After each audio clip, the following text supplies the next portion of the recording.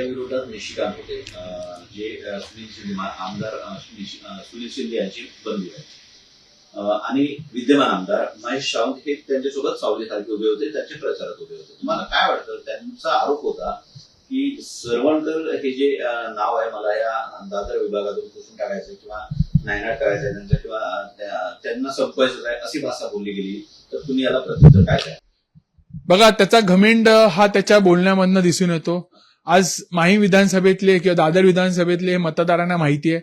आज त्यांचा म्हणजे 100 मतांनी हा जर त्यांना विजय हा खूप मोठा वाटत असेल तर हा त्यांच्यासाठी खूप आनंदाची गोष्ट आहे. येणाऱ्या काळात त्यांना जी काही गोष्ट आहेत, बघा दादरची जनता ही कामाला जाणते आणि सरवणकर साहेब हे प्रत्येकाच्या मनामध्ये आहेत, दादरकरांमध्ये आहेत. त्याच्यामुळे पहिल्या म्हणजे मी असं दादर सारख्या वॉर्डमध्ये आज पहिल्या प्रथम निवडणूक लढवणाऱ्या प्रिया सरवणकर गुरव फक्त 100 मतांनी पाठी राहिली.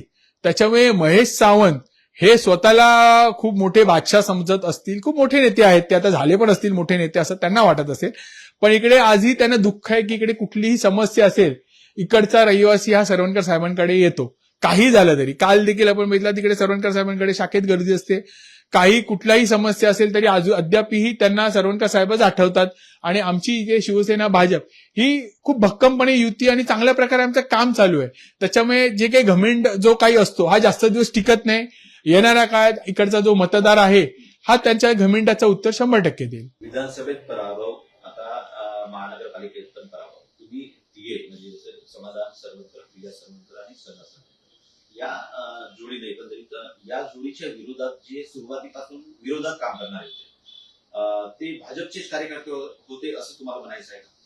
नाही, ती एकच टोळी भाजप. आपण पक्ष त्याच्यात पक्षाचं बदनाम करण्याची गरज नाही. ती एक काही व्यक्ती आहेत. हे फक्त आमच्या विरोधी नाही. ह्या महापालिकेला असं आपल्याला कळलं की ते त्यांच्या सीट सुद्धा पाडायला पुढे मागे बघत नाहीत. त्याच्यामुळे हे कितपत भाजपचे दक्षिण मुंबईतल्या सीट्स माहीम विधानसभेतल्या त्यांच्या ज्या काही 2 सीट्स आहेत त्या पाडायला सुद्धा ते पुढे मागे बघत नाहीत. तर अशा लोकांपर्यंत कितपत आपण विश्वास ठेवावा. आणि भाजपचे काही वॉर्डचे जे पदाधिकारी खरंच खूप चांगल्या प्रकारे काम करतात, पण त्यांना सुद्धा दाबण्याचं काम किंवा त्यांना सुद्धा पुढे न येण्याचं काम ही लोक करतायत.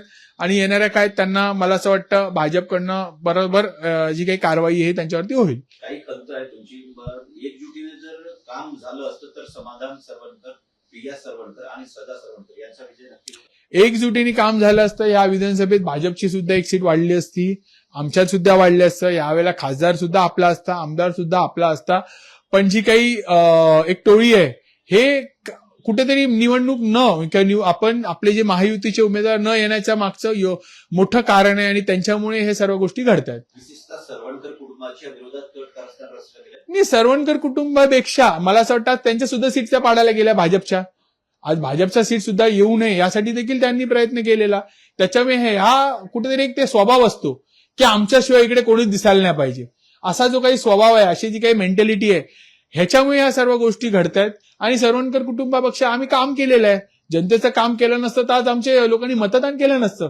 मला 500 मतं कमी पडली आहेत. एवढं मतदान करणारे शेवटी मला 15,000 ज्यांनी मतदान दिलं, जे काही मतदार ते सुद्धा मतदारच आहेत. ते कुठे बाहेरची लोक नाही आलेली होती. किंवा प्रिया सरवणकर गुरव हिच्या पाठी जेव्हा इकडच्या माहीम विधानसभेतली जी काही दादरची जी काही जनता होती ह्यांनी जे मतदान केलं हे सुद्धा इकडचे दादरकरच आहेत.